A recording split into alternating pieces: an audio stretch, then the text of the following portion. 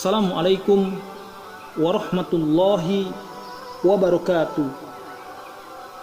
Alhamdulillah, alhamdulillahilladzi fi qulubihil mu'minin liyazdadu imanan ma'a imanihim.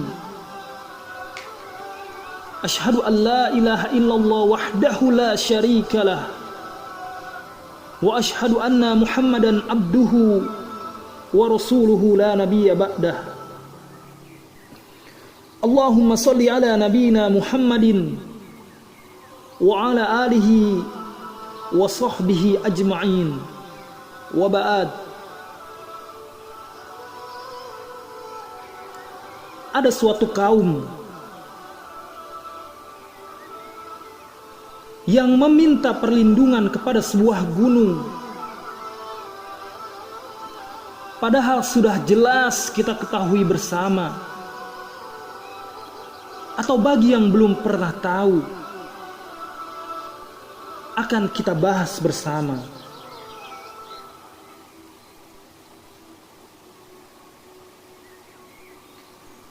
Bahwa tidak ada yang maha melindungi selain Allah subhanahu wa ta'ala.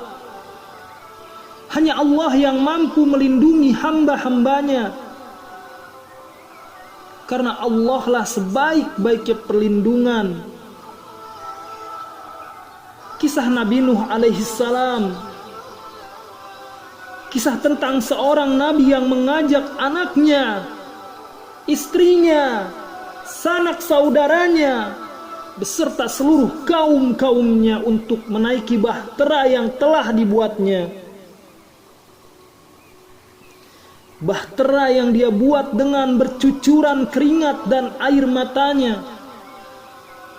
yang memohon hanya kepada Rabb-Nya, Rabbul Alamin, Rabb semesta alam, Rabb yang maha baik, yang maha melindungi, yang maha pengasih kepada kaum-kaum yang ingin dikasihinya, dan maha penyayang kepada kaum yang ingin disayang olehnya.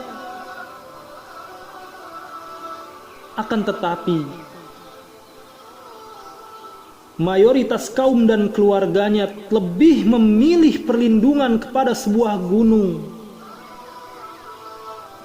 Padahal sudah jelas peringatan tentang akan adanya air bah sudah sampai kepada telinga keluarganya, kepada telinga kaumnya, kepada telinga anak dan istrinya. Akan tetapi hatinya tidak bisa menerima bahwasannya akan terjadi air bah yang sangat amat besar, yang bisa menenggelamkan hampir seluruh daratan yang ditempati oleh kaum-kaumnya. Akan tetapi mayoritas kaum dan keluarganya lebih memilih untuk meminta perlindungan kepada sebuah gunung. Sebagaimana firman Allah Azza wa Jalla,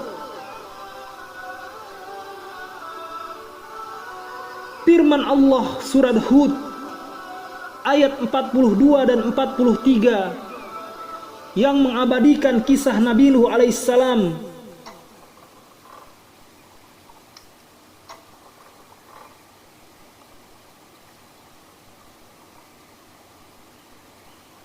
وهي تجري بهم في موج كالجبال ونادى نوح ابنه وكان في معزل يا بني اركب معنا ولا تكن مع الكافرين قال سآوي إلى جبل يعصمني من الماء قال لا عاصم اليوم من أمر الله إلا من رحم وحال بينهما الموج فكان من المغرقين Di ayat 42 Allah Subhanahu wa taala berfirman, dan bahtera itu berlayar membawa mereka dalam gelombang laksana gunung. Yang dibawa oleh bahtera tersebut adalah orang-orang yang taat kepada Allah, yaitu Nabi Nuh alaihi salam dan kaumnya yang taat. Hanya segelintir kaumnya yang taat kepadanya. Nabi Nuh pun membawa hewan-hewan berpasang-pasangan ke dalam bahtera yang tersebut. Dan Nabi Nuh alaihi salam memanggil anaknya, sedang anak itu berada di tempat yang jauh dan terpencil. Wahai anakku, naiklah ke kapal bersama kami, dan janganlah kamu bersama dengan orang-orang yang kafir. Dan di ayat 43, anak Nabi Nuh pun menjawab, aku akan mencari perlindungan ke gunung yang dapat memeliharaku dari air bah. Dan Nabi Nuh pun berkata kepada anaknya, tidak ada yang dapat melindungi hari ini dari azab Allah selain Allah saja yang Maha Penyayang.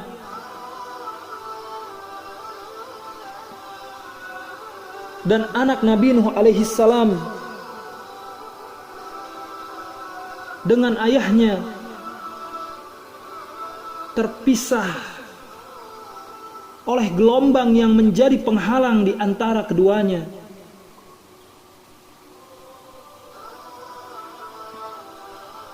Anak Nabi Nuh alaihissalam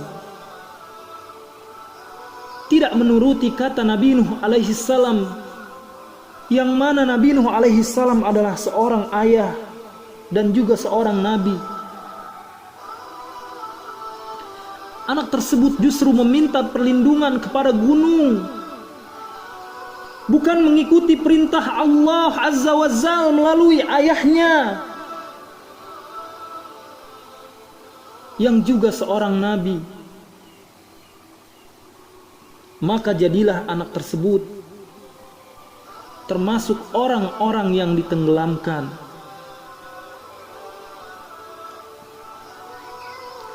Ada hikmah yang bisa kita petik dari kisah Nabi Nuh alaihissalam. Yang pertama adalah untuk bertauhid hanya kepada Allah. Jangan pernah meminta, berharap dan takut atau memohon perlindungan kepada siapapun selain kepada Allah Azza wa Jalla. Karena Allah lah yang Maha melindungi, lagi Maha penolong. Hikmah yang kedua, wahai saudara-saudariku yang aku cintai karena Allah, jika engkau adalah seorang anak, maka berbaktilah kepada kedua orang tuamu. Jangan menentang keinginan orang tuamu selama keinginannya tidak bertentangan dengan syariat-syariat Allah Azza wa Jalla. Yang terakhir, ini adalah sebuah pesan dari saya yang perlu kita ketahui bersama dan sama-sama kita ketahui. Gunung bukanlah tempat berlindung, tapi bisa untuk menjadi tempat bernaung. Dan gunung bukan tempat memohon perlindungan. Justru sebagian gunung adalah bagian dari hutan lindung yang harus kita lindungi, kita jaga, Kita lestarikan segala keanekaragaman hayatinya dan setiap apa yang ada terkandung di dalamnya.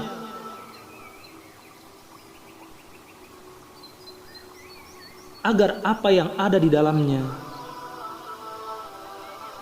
bisa sampai kepada anak dan cucu kita kelak. Hadza wallahu a'lam bissawab. Segala kebenaran adalah milik Allah dan Rasul-Nya.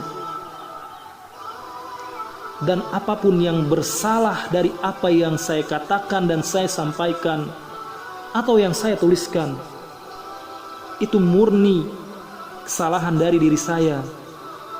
Allah dan Rasul-Nya terlepas dari itu. Assalamualaikum warahmatullahi wabarakatuh.